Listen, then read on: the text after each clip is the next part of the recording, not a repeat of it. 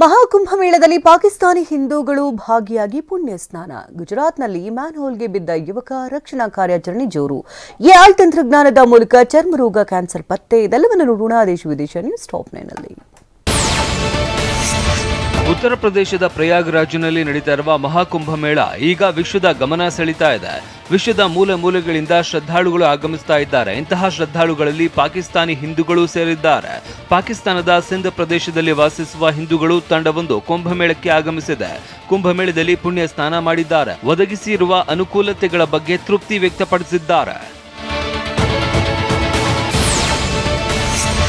ಅಕ್ರಮವಾಗಿ ವಲಸೆ ಹೋಗಿದ್ದ ಸಾವಿರಾರು ಭಾರತೀಯರನ್ನ ಪತ್ತೆ ಹಚ್ಚಿಸಿರುವ ಅಮೆರಿಕ ವಾಪಸ್ ಕಳಿಸ್ತಾ ಇದೆ. ಹೀಗೆ ಭಾರತಕ್ಕೆ ಬಂದ ವಲಸೆಗಾರರ ಕೈ ಮತ್ತು ಕಾಲಿಗೆ ಕೋಳ ತೊಡಿಸಿದ್ದಕ್ಕೆ ವಿಪಕ್ಷಗಳು ಅಮೆರಿಕ ಸರ್ಕಾರದ ವಿರುದ್ಧ ಹರಿಹಾಯ್ದಿವೆ.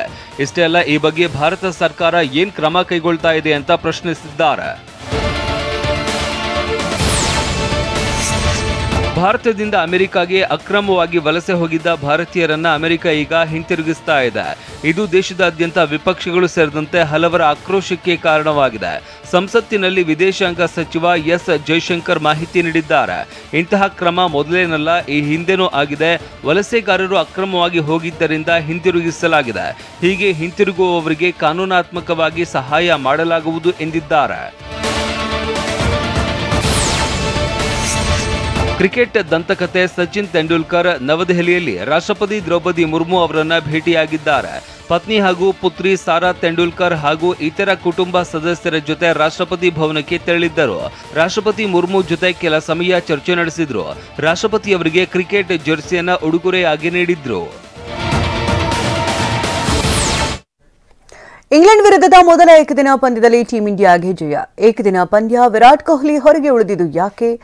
ವಿಷ್ಣುಪ್ರಿಯಾ ಸಿನಿಮಾಗೆ ಶುಭ ಹಾರೈಸಿದ ರಿಯಲ್ ಸ್ಟಾರ್ ಉಪೇಂದ್ರ. ಇದೆಲ್ಲವನ್ನ ನೋಡೋಣ ಕ್ರೀಡೆ ಸಿನಿಮಾ ನ್ಯೂಸ್ ಟಾಪ್ 9 ನಲ್ಲಿ. ನಾಗ್ಪುರದಲ್ಲಿ ನಡೆದ ಇಂಗ್ಲೆಂಡ್ ವಿರುದ್ಧದ ಮೊದಲ ಏಕದಿನ ಪಂದ್ಯದಲ್ಲಿ ಭಾರತ 4 ವಿಕೆಟ್ಗಳಿಂದ ಗೆಲುವು ದಾಖಲಿಸಿದೆ. ಟಾಸ್ ಗೆದ್ದು ಮೊದಲು ಬ್ಯಾಟಿಂಗ್ ಮಾಡಿದ್ದ ಇಂಗ್ಲೆಂಡ್ 47.4 ಓವರ್ಗಳಲ್ಲಿ 248 ರನ್ ಗಳಿಸಿತ್ತು. ಈ ಸಾಧಾರಣ ಗುರಿ ಬೆನ್ನತ್ತಿದ್ದ ಭಾರತ 6 ವಿಕೆಟ್ ನಷ್ಟಕ್ಕೆ 38.4ನೇ ಓವರ್ನಲ್ಲಿ ಗುರಿ ತಲುಪಿ ಗೆದ್ದು ಬೀಗಿದೆ. ಇಂಗ್ಲೆಂಡ್ ವಿರುದ್ಧದ ಮೊದಲ ಪಂದ್ಯದಲ್ಲಿ ಟೀಂ ಇಂಡಿಯಾ ಪರ ಪ್ರಿನ್ಸ್ ಶುಭ್ಮನ್ ಗಿಲ್ ಅಬ್ಬರದ ಬ್ಯಾಟಿಂಗ್ ಪ್ರದರ್ಶನ ಮಾಡಿದ್ದಾರೆ. ಓಪನರ್ಗಳು ಕೈಕೊಟ್ಟರು. 3ನೇ ಕ್ರಮಾಂಕದಲ್ಲಿ ರನ್ ಮಳೆ ಹರಿಸಿದ ಗಿಲ್ 87 ರನ್ ಗಳಿಸಿ ವಿಕೆಟ್ ಒಪ್ಪಿಸಿದ್ರು. ಈ ಮೂಲಕ ಮೊದಲ ಪಂದ್ಯದಲ್ಲಿ ಪಂದ್ಯಶ್ರೇಷ್ಠ ಪ್ರಶಸ್ತಿಗೆ ಗಿಲ್ ಭಾಜನರಾಗಿದ್ದಾರೆ. ಆಂಗ್ಲರ ನಡುವಿನ ಮೊದಲ ಏಕದಿನ ಪಂದ್ಯದಲ್ಲಿ ಟೀಂ ಇಂಡಿಯಾದ ಸ್ಟಾರ್ ಬ್ಯಾಟರ್ಗಳು ಮತ್ತೆ ಎಡವಿದ್ದಾರೆ. ಕ್ಯಾಪ್ಟನ್ ರೋಹಿತ್ ಶರ್ಮಾ 2 ರನ್ಗೆ ಸುಸ್ತಾದ್ರೆ ಕನ್ನಡಿಗ ಕೆಎಲ್ ರಾಹುಲ್ ಕೂಡ 2 ರನ್ ಗಳಿಸಿ ಕ್ಯಾಚ್ ಇಟ್ಟಿದ್ದಾರೆ. ಚಾಂಪಿಯನ್ಸ್ ಟ್ರೋಫಿಗೆ ಸರಣಿ ಕುತೂಹಲ ಮೂಡಿಸಿರುವ ಹೊತ್ತಿನಲ್ಲಿ ಸ್ಟಾರ್ ಕಳಪೆಯಾಟ ಆಘಾತ ಮೂಡಿಸಿದೆ. ಅಂಡರ್ 19 ವಿಶ್ವಕಪ್ ಗೆಲ್ಲಿಸಿಕೊಟ್ಟ ಕನ್ನಡಿಗ ಕ್ಯಾಪ್ಟನ್ ನಿಕ್ಕಿ ಪ್ರಸಾದ್ಗೆ ತವರಿನಲ್ಲಿ ಭರ್ಜರಿ ಸ್ವಾಗತ ಸಿಕ್ಕಿದೆ.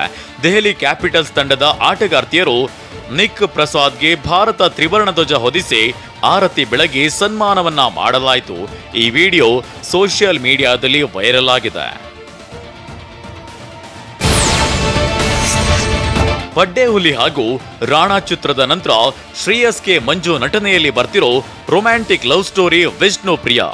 1990ರಲ್ಲಿ ನಡೆದ ರಿಯಲ್ ಲವ್ ಸ್ಟೋರಿಯನ್ನ ಆಧರಿಸಿರೋ ಸಿನಿಮಾ ಇದಾಗಿದ್ದು, ಇದೀಗ ವಿಷ್ಣುಪ್ರಿಯನಿಗೆ ರಿಯಲ್ ಸ್ಟಾರ್ ಉಪೇಂದ್ರ ಸಾಥ್ ನೀಡಿದ್ದಾರೆ.